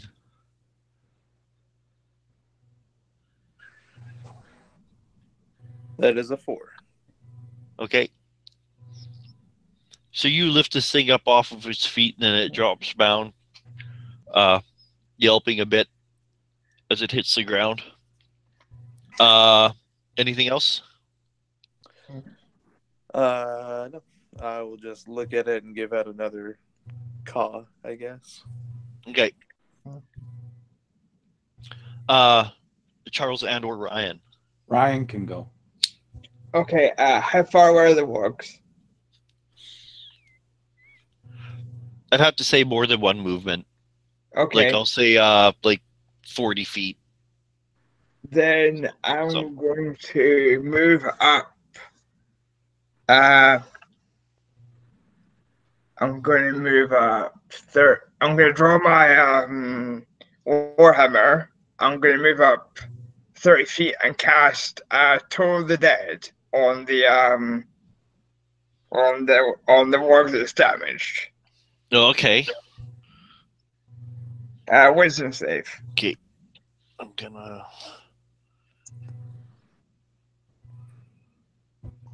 Oh. It just jumped on me.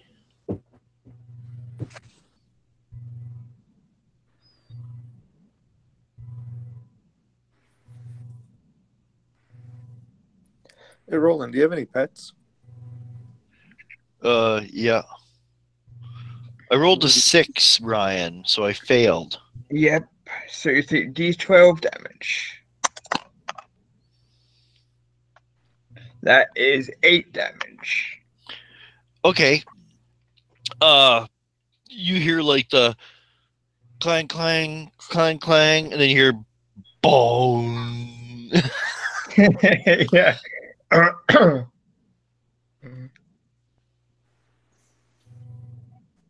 Yeah. Okay, Yeah. so you do damage to it, Ryan, Yes. and you move up. You're like 10 feet away Yep. from it. So Mhm. Charles, Garl will go ahead girl. and climb out from the underneath the wagon, off the axle, and climb up into the wagon to gain some cover, and then pull his short bow and take a shot at the nearest warg. Either one. There's an injured one and a healthy one. he'll shoot at the healthy one. Okay. Let's see. And that will be a You unnatural. You can roll an advantage on that one because you were like hidden. Yeah, but it don't matter. Okay. Let me put it this way. I believe it don't matter because it's an unnatural 20. Well, you could crit. Yeah. Good crit. I don't. The way my dice have been rolling tonight, I don't think so. Like I said, unnatural 20. Okay. Yeah, that's a hit. All right, and my little D6. And he takes.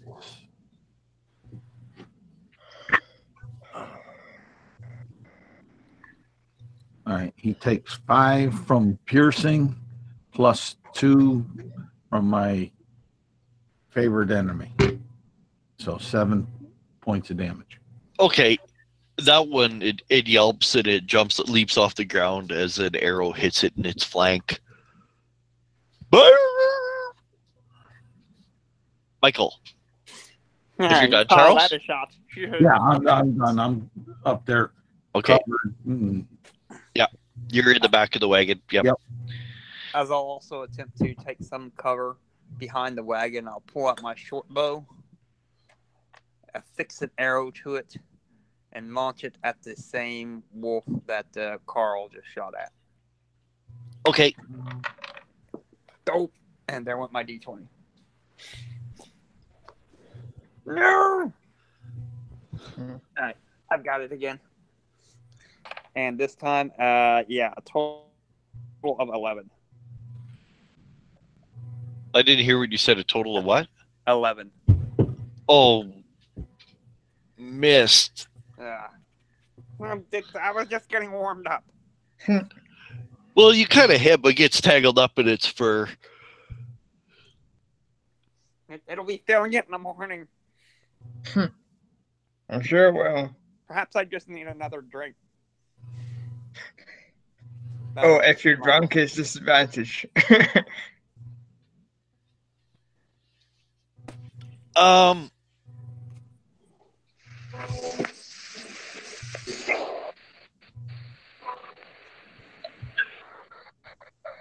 Whose turn is it? I am.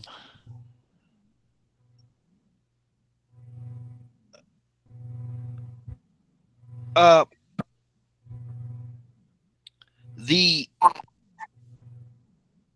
initially wounded one just lunges at Ram. What's your character's name? Farai. Spell it. Farai.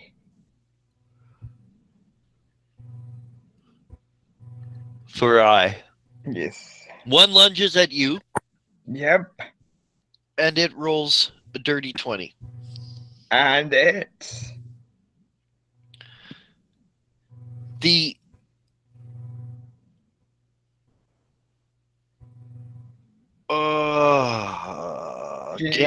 again, two guys. You guys rolled arrows. Both of you guys, Garl. Yep.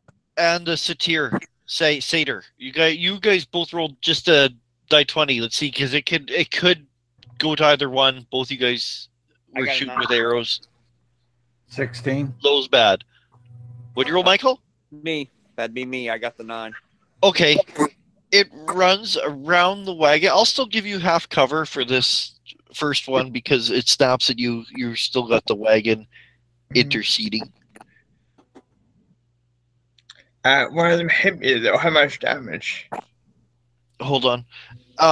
What's your armor class, Michael? My armor class without my shield is 16. Okay, you it only rolled an 11, so it misses you. So I'll do the damage now.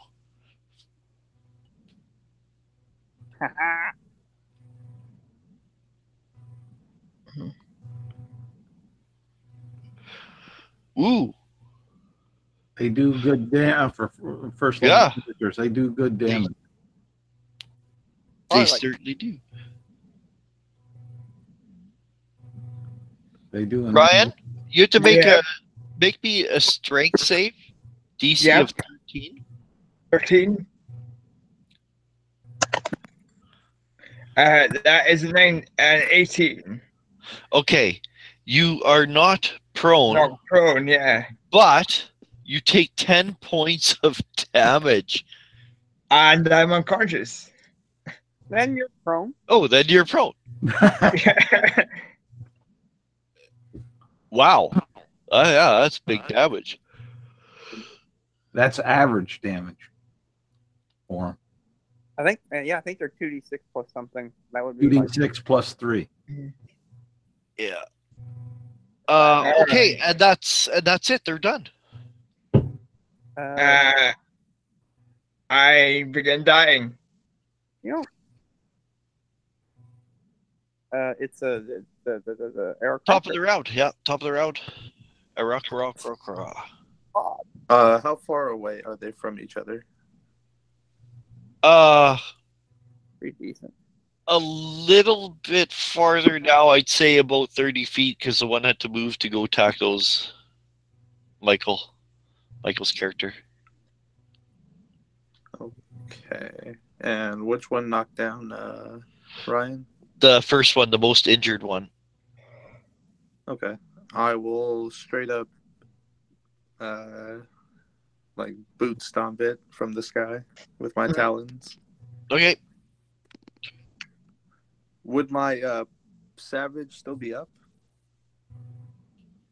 It says it's instantaneous and it goes away. No, it's not concentration, but it goes away when it's used.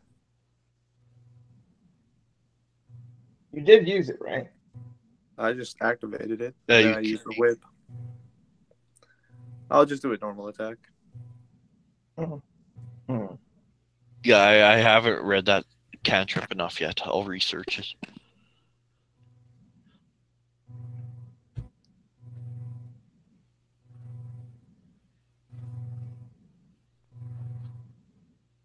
So you cast your cantrip with your whip, and this whip just comes extending out of your hand.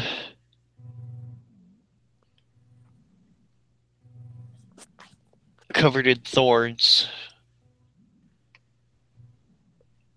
Oh, yeah, I have to roll the hit. That's going to be a 17. That hits. Okay. Roll your damage. Do you want me to do both d6? Are you gonna drop a warg on me while I'm dying? Yeah, because again, I'll have to check that out about like force movement up, but I don't. I mean, I don't know, you're flying, so like it's large. So would Yeah. I get up, or would he lower himself down? Yeah, I don't know. I gotta think about it more, but I'll give you the it's only a die 6 right now for That's dropping a total the of 10 5 feet. damage altogether. Okay, it's shockingly still up. And that's my turn. Falling damage. Yeah, was that including the die 6 for falling? Yeah. Okay. I got a 2 and a 3. Do you have healing word? Do you have healing word, Alex?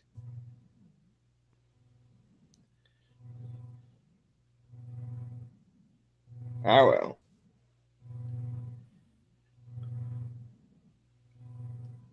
Is it my turn? Then Ryan, yeah, if he's done, then your turn. So make a death save, please. That is a 19 on the first death save. Nice. One checky. Garl will shoot at the one that jumped at the back of the wagon. Yeah.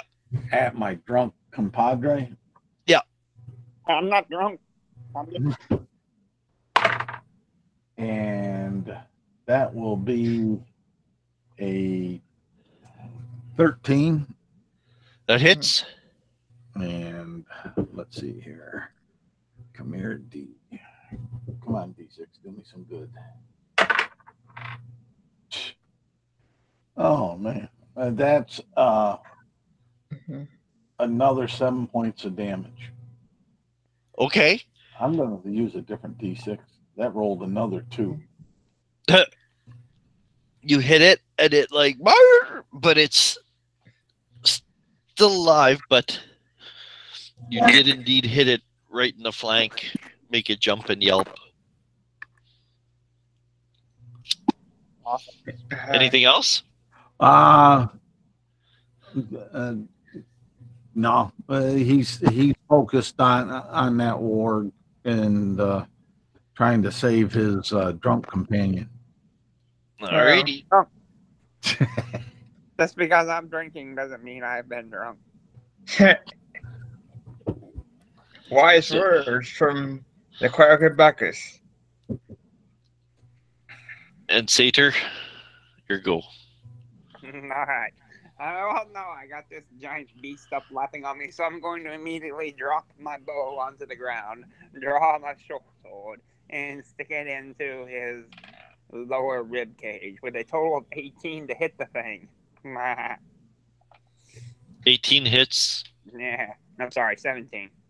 I keep 17 hits. Plus 4. And then I'll roll my d6 damage. Oh, a total of 7 points of damage. And I got him open underneath this thing. Even though he may not be dead. I don't know. Describe it. Oh, he is? So he's lunging up onto me. And he's landing it. And I pull back, raising my arm up with one hand to block his claws. And then the other one, I shove it right up into the underneath his rib cage. All the way up to the hilt. As this warm wolf blood flows upon me. And I pull my sword out, dropping things to the bottle. And then run using my whole 35-foot movement over to get as near to my fallen comrade as I can. Mm-hmm. And Man down, he needs to puke and rally. That will be it. My turn. Mm-hmm.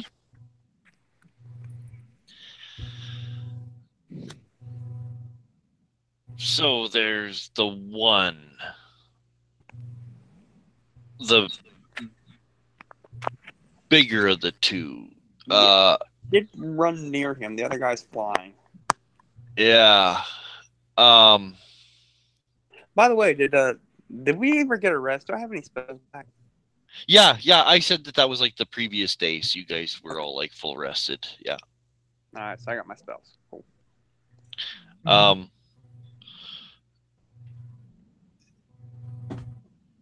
And no, I didn't take healing word. Yeah. I took cure wounds. Me too. I took healing word, but that doesn't help me much when I'm unconscious. Yeah. I don't know, Mike. I think he has to. Yeah, he pretty much. Yeah. Yeah. Yeah. I was trying to think of you, and you're the only one's unconscious. One, he'd have to move, and I don't know why he would do that. So, I mean, if it makes sense for him to attack an unconscious character, it attacks me. well, yeah, but no, not at this point. And I rolled a 6 for an attack roll, so he misses you, Michael. As you come up to intercede yourself between him and your fallen companion, and he snaps, but you easily deflect the attack. You can't touch me. And back to the top. I'm gonna hit him with a whip again. Mm-hmm. That is a 16 to hit. That hits him, no problem. Okay. Ooh, that's a good roll. That is 8 altogether. That is enough to finish him off. You can describe. He goes to lunge at my two companions, and while he's midair, a vine wraps around his neck. He yanks him into the air, and you hear a sickening crack, followed by another one as his body thuds on the ground. And then the Aarakocra falls to where the poor, a hog was getting eaten. Mm-hmm. And he just Not much left of it. he not just much lies left there of it. in utter sadness. Just completely ignore the unconscious tiefling. It's fine. It's fine. You're not a fur baby. Anyway, do you need a death save? Sure, give me one. Yeah, technically, you would death save before I was Yeah. able to hear you. That's 15, so that's seconds pass. Yeah. I'm sure you'll be okay. Alright, so technically it would be. I'll reach down unless Carl has anything important he'd like to do. All Garl's gonna do is just scan the area for the next target with his short bow. Keep watching. I'll reach into my pouch and take out another shot glass and fill it with wine from there and pour it down the throat of Hero, whispering prayers to Botches to heal him and make this liquor revive him. And you will get 4 points of healing. Okay. Cool. Where's the legal? Where's the legal drinking age for tieflings? Because I'm only 16. Well, hopes. I'm sorry. Next time I'll remember and not give you. It's fine. Don't worry. Now, if you don't mind, I want to see if I can find my arrow again. Since I only fired one, would I be able to get it, or is it? Oh, absolutely. Round up. All right, so one's one. Always shoot one, eh? Yeah. All right. Right. Well, successful fight, I think. Yeah. Even though I do hate the minutia of doing stuff like that, I think I'm going to try it. I appreciate it because I prefer people do. Okay. It makes a difference. It really does because people are like, oh, whatever. But it's like you ran out of water a week ago. Well, there's a couple times in the games that you were playing, running rather, Mike, that the lone hunter ran out of arrows and had to use alternative. Yeah. As far as that. But I'm going to attempt to do that. I just subtracted a day's rations. Mm-hmm. Even though I got the vendor feature, which means I can find food for like. I don't know. I'll just use that when I run out. Anyway. Garl and try to recover his arrows if any of them made it.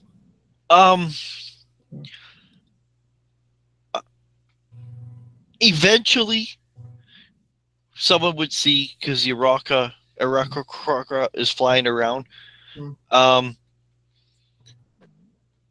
You hear like a gravelly shriek of laughter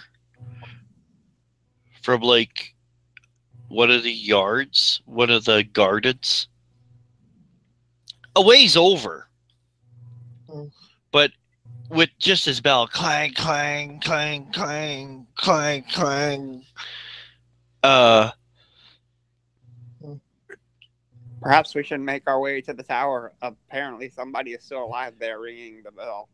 But you hear like a shriek and some laughter, and when you guys are like, what the hell's going on over there? You guys go look, and there's 2 what appears to be goblins.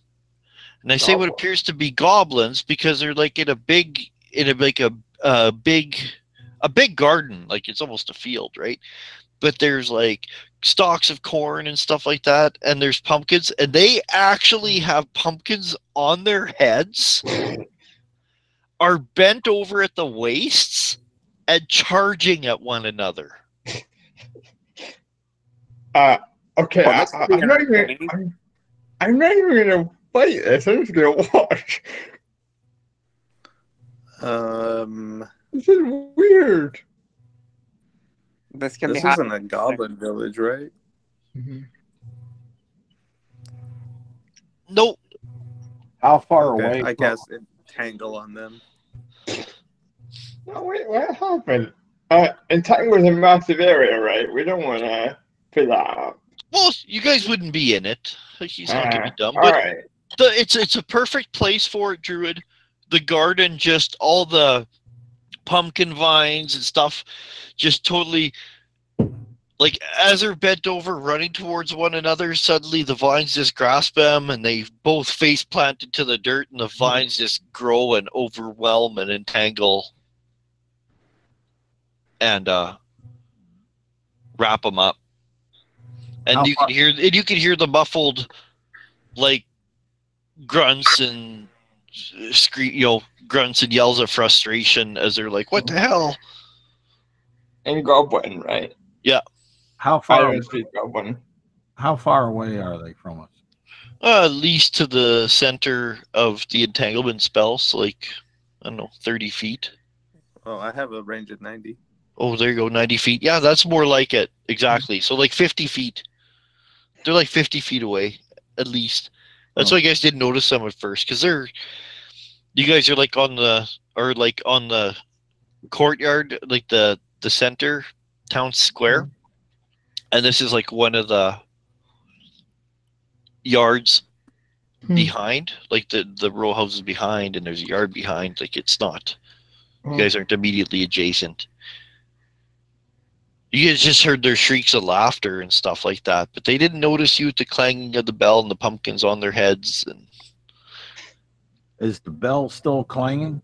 oh yeah, hasn't stopped. You guys heard it as you guys were approaching the town. Hasn't stopped yet. Well, I'm gonna go get the wagon and start moving towards the tower then. I guess. Towards the what? Towards the tower. The temple, or the The windmill. tower or the temple or wherever the bell is. I wanna go. Oh yeah. The bell's in the temple. Yeah. Yeah. I'm wheeling the horse with the wagon towards the temple. Okay.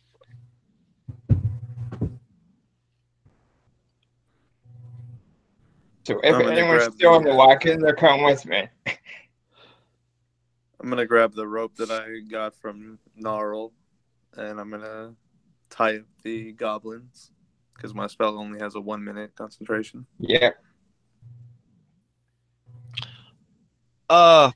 You guys recognize right away because on the temple there are like nicely carved and like gold leafed emblems depicting the gods for this temple, and you guys recognize them as a Lathander and Maliki, goddess of the forests, right? Like Yeah. there's a slender steeple with a bell, and there's stained glass windows.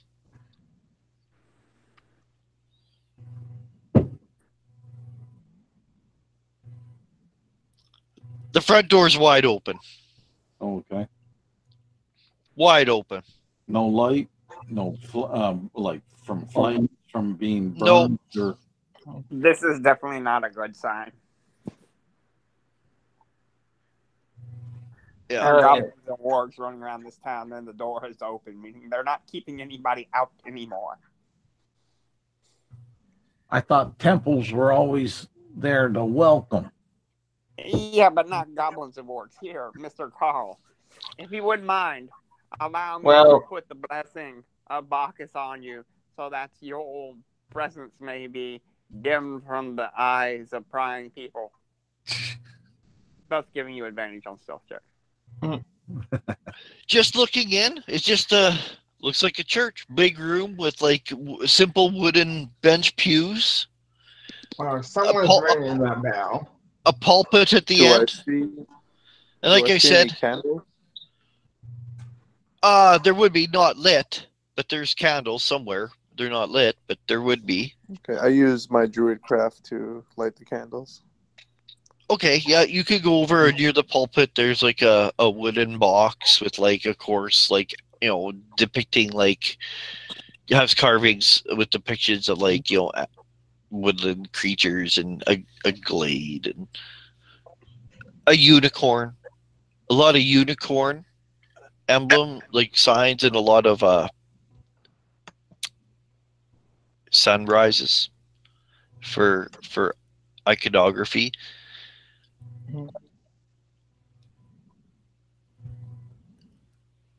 The steps lead up to the pulpit. The floor of the temple itself is just made of dirt because, like, this is frontier town, right? Like, all the buildings are wooden. Let me just state that every building in here is wooden except for like the towers in the wall. Like, it's just a frontier town, log town, but everything's nice. Like, everything has a very kind of cottagey, artisan look. Like, people come here, they spend money. There is an open door, Carl, and Carl, will you when take you're this going weapon? over the door, you can hear, like, inside of here, you know, clang, clang, clang, and you can hear laughter. And when you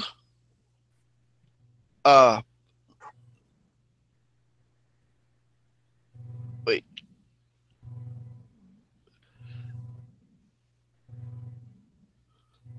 there's like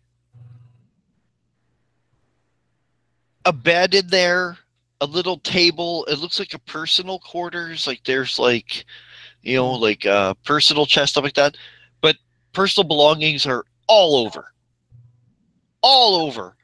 There's empty fucking wine containers rolling around, smashed on the floor. Yeah, they found like the communion wine, right? And they don't even notice you because gleefully swinging on the fucking bell rope is two fucking goblins. Like, one swinging, the other one tackles him off of it, and the other one jumps on it. And it looks like, yeah, they're fucking just Playing. totally. And when they see you guys, is when, like, the first time after what is probably like hours, they stop and they just drop to the ground, see you, and draw their scimitars. Carl will holler. I Come out! use- Your saviors are here! I'll use So, Thorn Whip to pull in one of the goblins to me.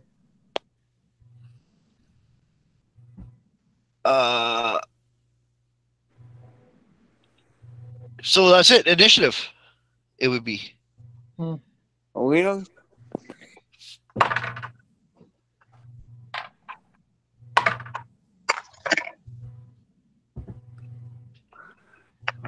Mm. 14.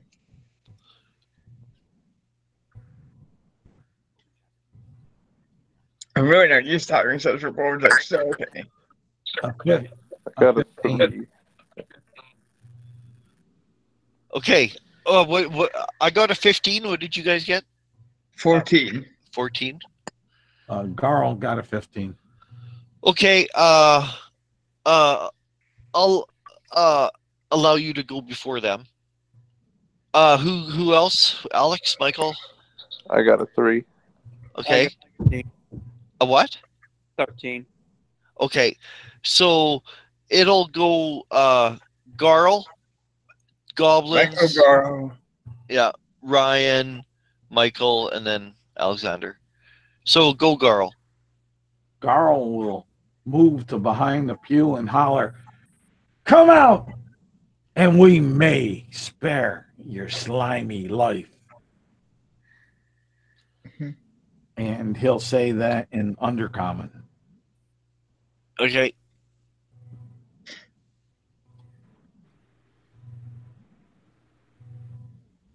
Anything else?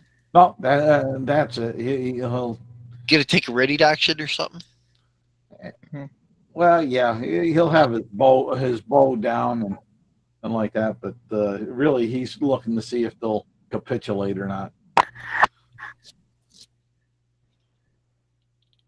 All right. You know, small folks got to stick together.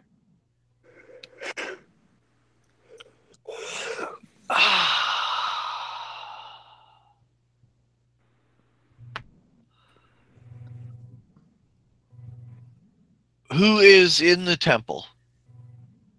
I, we did, Or I don't think we entered. Garland. Well, the rocker went in to light a candle. And Garl said he moved in behind Yeah. you. Yeah. So, roll a. I assume you're hiding, Garl? Yes. Okay, roll me a stealth. All right. Ooh, sweet Jesus. I love that. Wasted, but I love it. That's a 25. Oh, wow.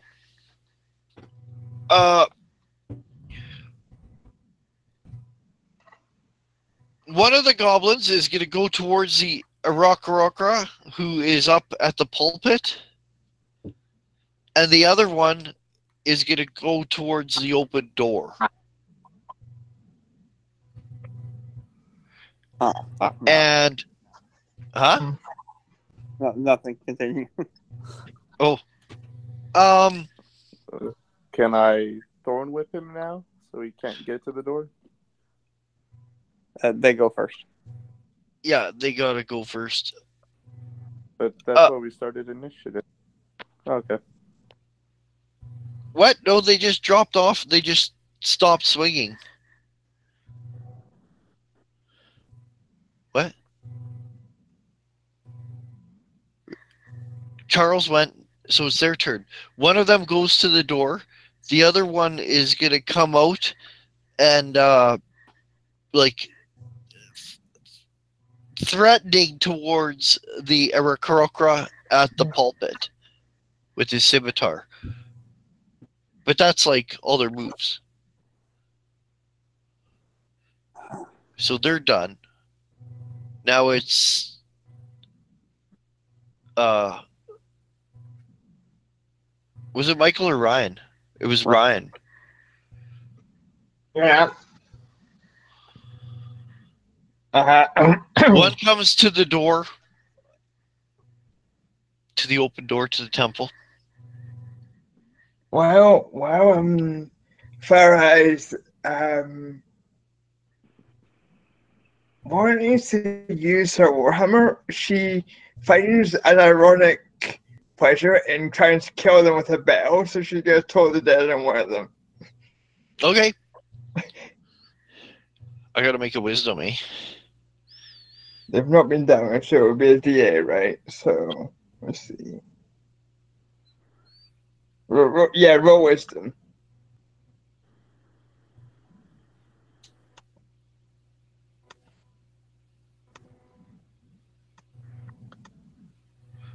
Failed.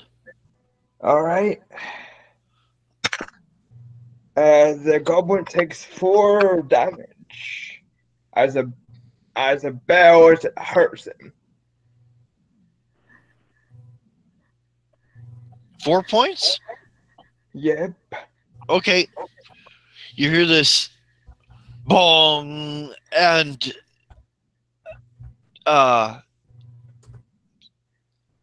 you see the goblin shudder. And where'd he go? Michael, you there? Michael's turn. Unless you have something else to do, Ryan. No, I think. No, actually, yeah, I'm gonna healing word myself. As a bonus action. You're what? I'm Doing gonna, healing I'm gonna word? cast healing word on myself. Okay. Which heals 7 points of damage to back through. Oh wow. Okay, bing.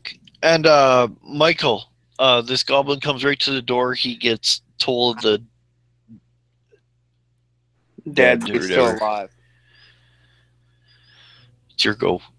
He's still alive, though, right? He was told to be dead, but he didn't die. Wow. Maybe you should listen again. Make another wisdom saving throw as the dead goes off on his head. Bong. Bong. I'd have to say that mine sounds more like a horn. I suppose Michael's talking and I can't hear him. No, yeah, Mike's talking. He cast Toll of the Dead on that one, and No way. Can you not hear me again? Did you hear that, Roland? Yeah, no, I see. I don't hear him again. I don't know what happened. Gosh, He sake. dropped Yeah. out and came back, and then I cast Toll of the Dead. You can translate. Yeah, he cast Toe of the Dead. yeah. Oh, he failed again. Right. Tell him the guy will take. So again, bong. He's motherfucking dead. This He's time dead. a little bit louder because it's a D12 damage. How much damage, Michael? 11. 11 damage. Oh, and you can describe killing him. Describe it real nice for me. And that would be like a outright kill. That was like Yeah, I want his head to blow he had off. 3 hit points left, so Yeah. that like massively killed him. So Michael says that the bell kind of vibrates as the particles of his head so much that it just falls apart and explodes. Yes. Perfect. Akarakra. If you're done, Michael, Yes. the rock. Yeah, he's done. You got one threatening you. He's about 10 feet away. You're there lighting a candle. And you got a snarling goblin who smells of church wine. I turn to look at him and I cast Primal Savagery and I just start to, bird of prey out. Everything just starts getting more intense. More sharp and wicked. Oh, look up this Primal Savagery. It sounds cool. And then I'm going to tell him to surrender. Can I roll an intimidation? Yep. Oh, he's capturing everyone there.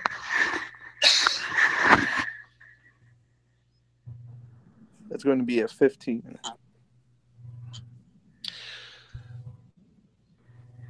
For 15, he does.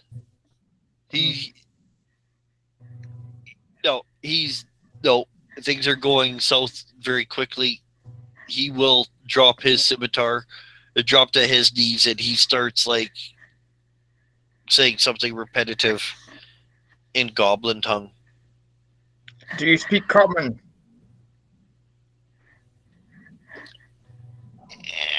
And yes,